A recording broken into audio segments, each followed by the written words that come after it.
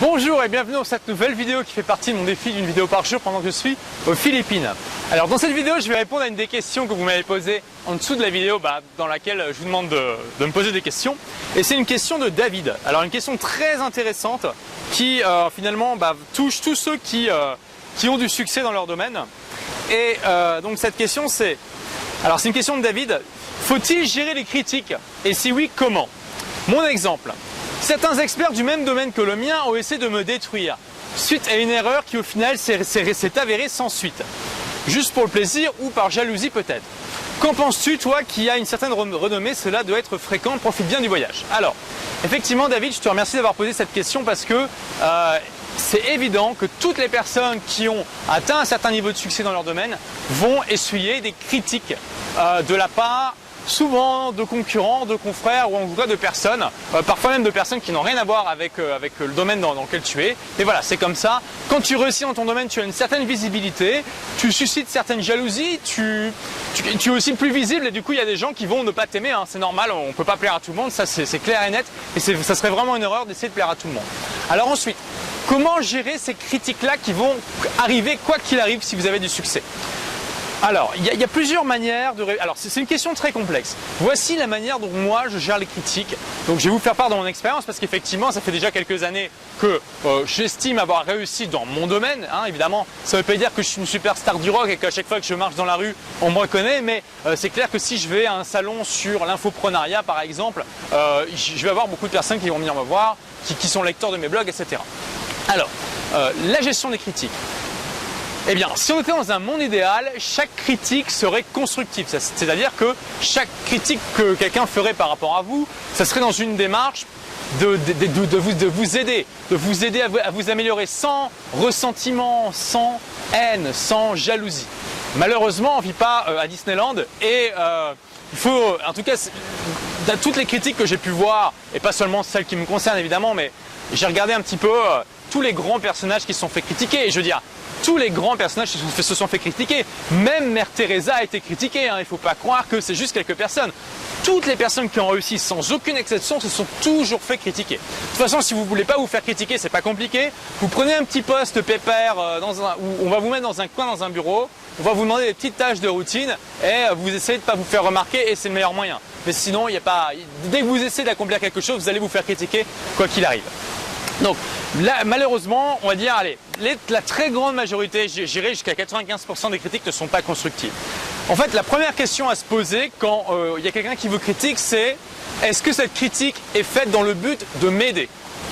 Est-ce que cette critique est faite dans le but de m'aider? Ou alors c'est une critique qui est faite juste pour m'enfoncer, pour le plaisir de critiquer, éventuellement par jalousie? En tout cas, est-ce qu'on ressent dans la personne qui a fait la critique l'envie de m'aider?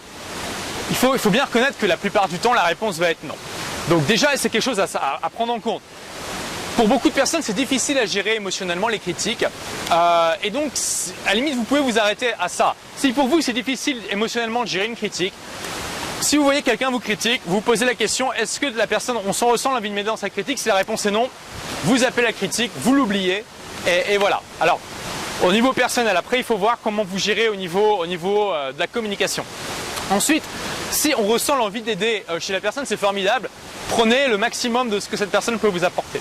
Ensuite, si vous êtes capable de gérer l'émotion, souvent, alors on appelle ça comme ça chez nous les entrepreneurs internet, on appelle les haters en fait, les personnes qui s'amusent comme ça à critiquer pour le plaisir de critiquer ou parce qu'on sent un certain ressentiment chez eux, on sent une certaine partialité, c'est-à-dire qu'ils voient uniquement le négatif qui est en nous. Et je veux dire, personne n'est parfait. Moi j'ai forcément des choses négatives, on peut me critiquer sur des tas de sujets de manière pertinente parce que je ne suis pas parfait et c'est la même chose pour vous. Et le problème des haters, c'est qu'ils vont se concentrer uniquement sur les parties négatives de vous. Et je veux dire, ils vont avoir ce biais de chercher uniquement ce qui est mauvais chez vous. Le truc c'est que souvent ils vont être tellement dans leur démarche, dans leur délire on pourrait dire, qu'ils vont même inventer des choses qui n'existent pas.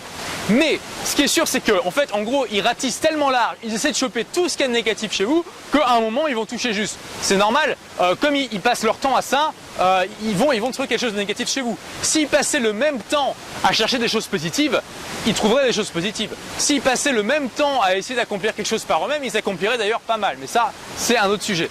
Bref, donc vous pouvez utiliser les haters en fait parce que ça va être les premiers en fait. Ça va être les premiers à repérer vos gros défauts. C'est normal puisqu'ils recherchent que ça finalement. Il faut trier le bon grain de livret, c'est-à-dire qu'il y a plein de choses où ils vont inventer des trucs, où ils vont imaginer des choses, ils vont se faire des petits scénarios de films hollywoodiens dans leur tête, et finalement, ça n'aura pas de pertinence, mais il y a certaines choses où ils vont avoir raison, parce qu'ils seront à la recherche de ça, et ce sera les premiers à voir ces défauts-là. Et du coup, ça peut être intéressant d'utiliser finalement ces critiques-là pour vous améliorer, pour vous dire « Ah, c'est vrai que sur ce point-là, il n'a pas tort. » Bon, il le dit vraiment de manière agressive, on sent le ressentiment chez lui, mais sur le fond, il n'a pas tort et du coup, je peux m'améliorer. Vous pouvez utiliser vos ennemis, les haters, à leur corps défendant, bien sûr, parce que leur but, c'est pas de vous aider, leur but, c'est de vous enfoncer pour vous améliorer, pour dépasser vos erreurs, pour dépasser vos défauts. Ça, c'est quelque chose, alors tout le monde ne peut pas le faire parce que c'est difficile à gérer émotionnellement.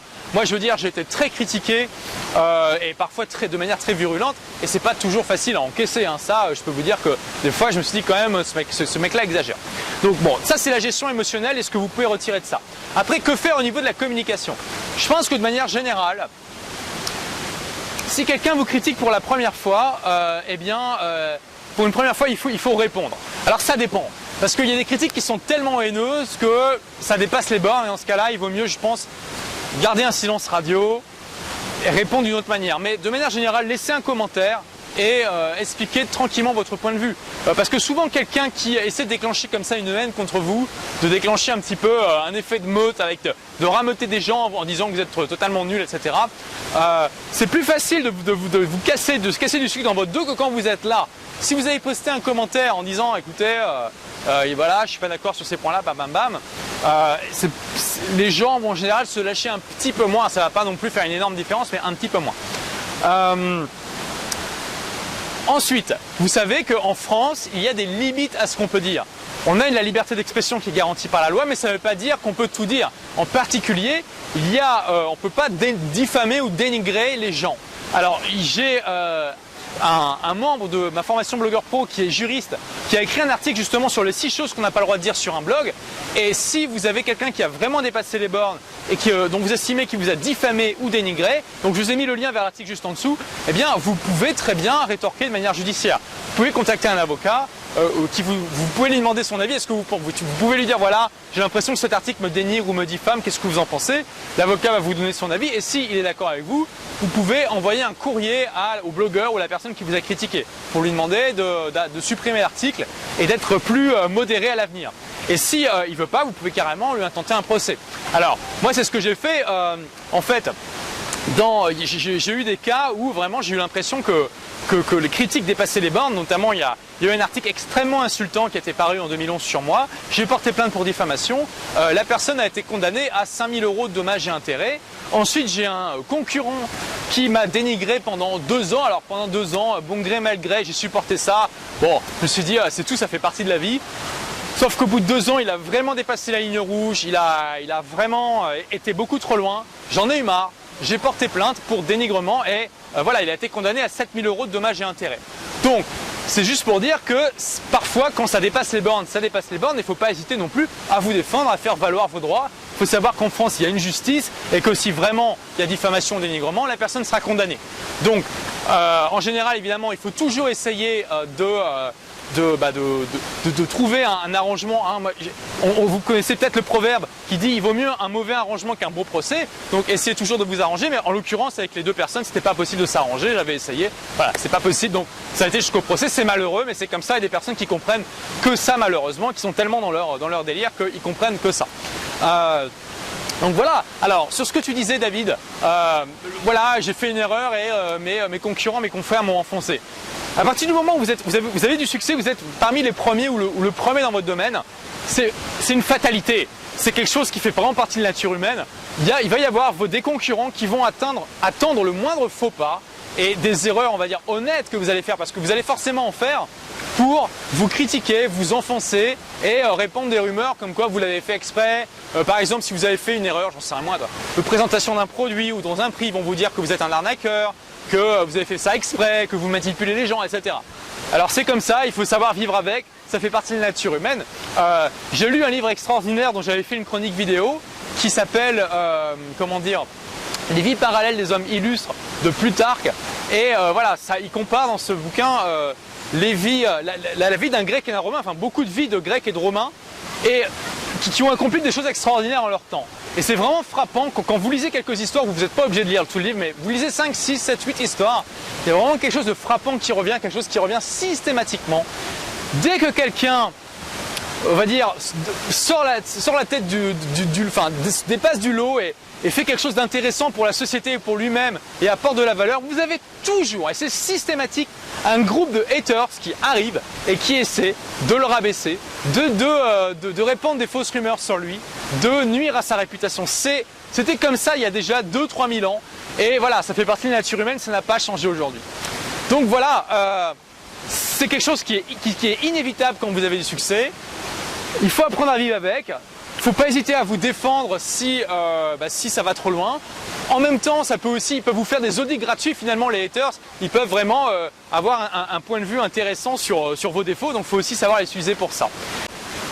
Voilà, comme finalement, il n'y a personne, vous remarquerez quand vous aurez du succès ou si vous avez déjà du succès, en général, 95% des cas, les critiques des haters, c'est toujours des personnes qui ont moins de succès que vous. Donc, avoir votre premier hater, c'est finalement un signe que vous êtes sur le bon chemin, que vous êtes sur la bonne voie. Donc mon conseil, c'est achetez une bouteille de champagne, mettez-la au frais et débouchez-la le jour où vous allez avoir votre premier hater, votre première critique vraiment virulente, parce que ça sera le signe que vous êtes sur le bon chemin, évidemment.